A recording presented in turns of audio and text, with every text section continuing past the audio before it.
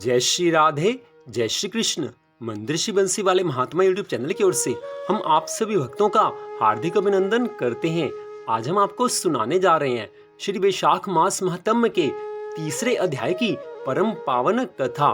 बोल श्री राधा कृष्ण भगवान की जय।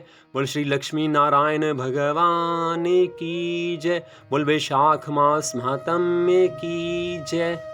हमारे हिंदू धर्म में जिस प्रकार कार्तिक मास का महत्व है, जिस प्रकार माघ मास का और पुरुषोत्तम मास का महत्व है, ठीक ऐसे ही वैशाख मास का भी बड़ा ज्यादा महत्व हमारे हिंदू धर्म में बताया गया है। तो इससे पहले आप वैशाख मास के 2 अध्यायों की कथा हमारे चैनल पर सुन चुके हैं। तो अब तीसरे अध्याय की कथा इस प्रकार है। राज ऋषि अम्बरीश जी महाराज देव ऋषि नारद जी से कहने लगे हैं कि हे प्रभु, अब आप ये बताने की कृपा करें कि वैशाख मास में किस तरह के दान दिए जाते हैं, किन दान करने से किन पुण्य फल की प्राप्ति होती है, वो सब आप बताने की कृपा करें। देव ऋषि नारद जी कहने लगे हैं कि हे राजन, जो मनुष्य वैशाख मास में ब्राह्मण को सुंदर चारपाई का दान करता है और उस पर सोए हुए ब्राह्मण को हवा करता है, तो संपूर्ण धर्मों के साधन से उसका शरीर सदा निरोग रहता है। वह योगियों से भी दुर्लभ मोक्ष पद को प्राप्त कर लेता है। उसके पाप ऐसे ही जल जाते हैं जैसे अग्नि के स्पर्श से कपूर जल जाता है। उस पलंग पर ब्राह्मण के सोने से जीवन भर के जाने व अनजाने पाप नाश हो जाते हैं। ऐसा मनुष्य इस जन्म में सब सुखों को भोगता है और उसके कुल की भी वृद्धि होती है, यश और धैर्य मिलता है। जो वैशाख मास में ब्राह्मण को सुंदर तकिया दान करता है, उसके भी सभी पाप नष्ट हो जाते हैं। बिना उसके मनुष्य सुख पूर्वक सो नहीं सकता और पृथ्वी का राज्य भोगता हुआ 7 जन्मों तक सुखी, धर्मपरायण तथा विजयी होकर अपने 7 कुलों सहित मोक्ष को प्राप्त हो जाता है। जो वैशाख मास के महीने में चटाई या आसन का दान करते हैं, जैसे जल में पड़ी हुई वह भीगती नहीं है, जल से अलग रहती है, ठीक वैसे ही वह मनुष्य संसार के सब धर्मों से अलग रहता है। चटाई तथा आसन देने वाला पुरुष आसन और शैया पर बैठकर सुख भोगता है। जो कुमकुम का दान करता है वह सार्वभौम राजा होता है।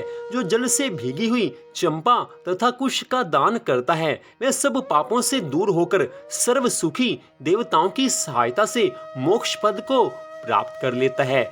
जो मेष संक्रांति में केतकी और मल्लिका का दान करता है, जो सुपारी, सुगंधित द्रव्य तथा नारियल का दान करता है, वह 7 जन्म तक ब्राह्मण के घर जन्म लेकर 7 कुलों सहित श्री विष्णु को प्राप्त होता है।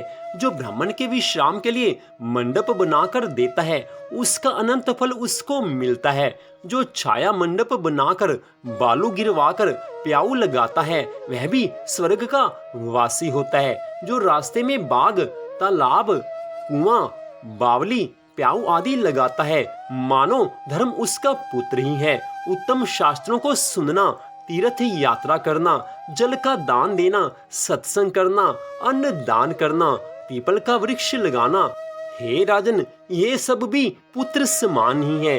ऐसी संतान देवताओं को भी दुर्लभ है। जिनके संतान ना हो, उनको इनमें से एक काम अवश्य करना चाहिए। हे राजन, इस प्रकार अपनी सामर्थ्य के अनुसार वैशाख मास में कुछ न कुछ दान अवश्य करना चाहिए। दिया हुआ दान कभी व्यर्थ जाता नहीं है। जैसी भगवान ने कृपा की हो, उसी के अनुसार अपनी तरफ से कुछ न कुछ दान ब्राह्मण को देना चाहिए। सुपात्र को दिया हुआ दान सदा कल्याण का भागी बनाता है।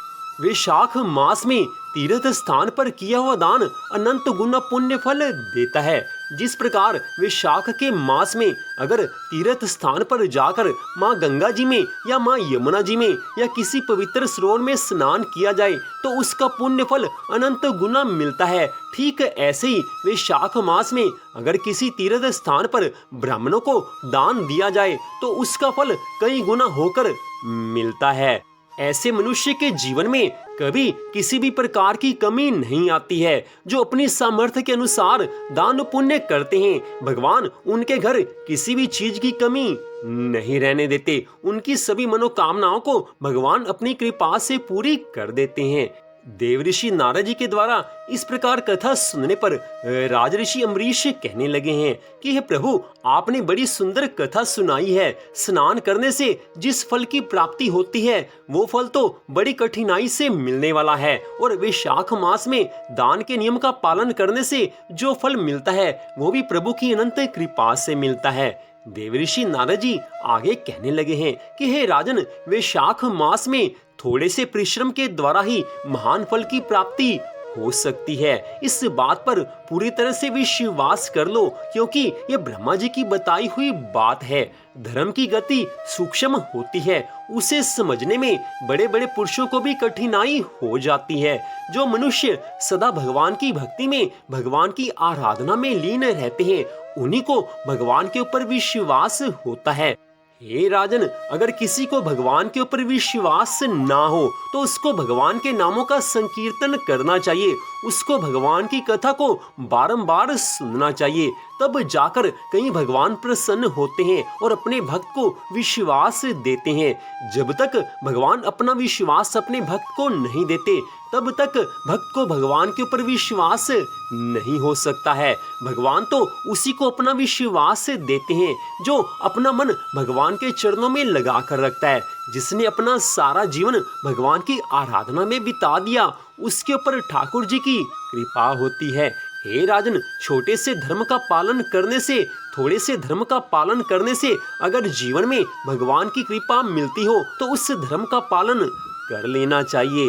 हे राजन, तुमने सुना होगा अजामिल अपनी धर्म पत्नी का परित्याग करके सदा पाप के मार्ग पर ही चलता था, तथापि मृत्यु के समय उसने केवल पुत्र के स्नेहवश नारायण कहकर पुकारा है। पुत्र का चिंतन करके नारायण का नाम लिया, किंतु इतने से ही उसको अत्यंत दुर्लभ पद की प्राप्ति हुई है। जिस प्रकार बिना किसी इच्छा के आग का स्पर्श किया जाए तो भी वह शरीर को जलाती ही है, उसी प्रकार किसी दूसरे निमित्त से भी यदि श्री गोविंद भगवान के नाम का उच्चारण किया जाए तो भी वह पाप राशि को भस्म कर डालता है। हे राजन, अगर मनुष्य कभी भी कहीं भी पूरी श्रद्धा भावना से भगवान के नामों का जाप करे, भगवान की कृपा प्राप्त करने के लिए दान पुण्य करे, पूरी तरह से भक्ति में लग जाए, तो उसको तो भगवान की कृपा प्राप्त होती ही है। तो जो वैशाख मास में पूरी तरह से प्रातः काल के स्नान के नियम का पालन करता हो, दान इत्यादि के नियम का पालन करता हो, उसको तो भगवान की कृपा मिलने में कोई संदेह है ही नहीं। इसलिए इस वैशाख मास में अपने मन को भगवान की भक्ति में लगाओ और जो कुछ बन सके वो सुपात्र ब्राह्मणों को दान पुण्य इत्यादि जरूर करो, क्योंकि इतना करने मात्र से श्री लक्ष्मी नारायण भगवान जी अपने भक्तों को इस लोक और परलोक के सभी सुख दे देते हैं।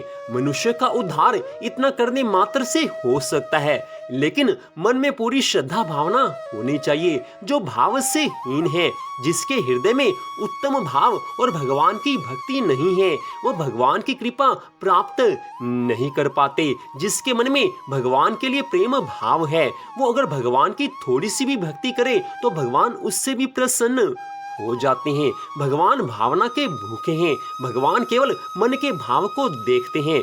मनुष्य जीवन बड़ी कठिनाई से मिलता है। मनुष्य जीवन प्राप्त कर लेने के बाद सदा अपने मन को यही समझाना चाहिए कि ये मनुष्य जीवन बार बार मिलने वाला नहीं है। 84 लाख योनियों में भटकने के बाद तब कहीं जाकर इस मनुष्य शरीर की प्राप्ति होती है, और इस मनुष्य शरीर को प्राप्त कर लेने के बाद अगर मनुष्य भगवान की भक्ति ना करके संसार के मोह में सदा फंसा रहे, संसार के भोग विलास में अपना सारा समय व्यतीत कर दे, तो इस मनुष्य जीवन लेने का लाभ ही क्या हुआ। ऐसे मनुष्य कभी भगवान की कृपा प्राप्त नहीं कर सकते, जो सदा सर्वदा अपने मन को संसार के भोगों में, संसार के भोग विलास में, संसार की माया में लगाकर रखते हैं। मनुष्य जीवन तो भगवान की कृपा से मिला हुआ है, भगवान की इस कृपा का पूरी तरह से लाभ उठाना चाहिए। और वैशाख मास जिसको मिल जाए उसको तो भगवान की अपने ऊपर अनंत कृपा समझनी चाहिए, क्योंकि इस मास में जो भी हम धर्म कर्म का पालन करते हैं हैं उससे अनंत गुना पुण्य फल तो मिलता ही है, लेकिन साथ में भगवान का प्रेम भी मिल जाता है, भगवान की भक्ति भी मिल जाती है। भगवान तो सदा ही अपने भक्तों पर दयालु रहते हैं, लेकिन वैशाख मास के इस पावन समय में जो भगवान की भक्ति सच्ची श्रद्धा भावना से करता है उसके ऊपर भगवान की अनंत कृपा हो जाती है। तो यहीं पर श्री वैशाख मास महात्म्य के तीसरे अध्याय की कथा का विश्राम होता है। श्री पद्म पुराण के अनुसार इस कथा को हम आपको सुना रहे हैं। मंदिर श्री बंसी वाले महात्मा यूट्यूब चैनल की ओर से इस कथा को आपने सुना।